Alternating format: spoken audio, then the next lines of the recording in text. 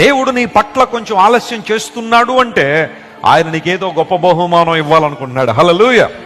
దాని యొక్క విలువను, దాని యొక్క అద్భుతమైన విషయాలను నీకు తెలిసినప్పుడు, నువ్వు తెలుసుకోవడానికి ఇష్టపడినప్పుడు ఖచ్చితంగా దేవుడు తగిన సమయంలో నేను జ్ఞాపకం చేసుకుంటాడు. దేవుని బిడ్డ కృంగిపోవద్దు. దేనికి?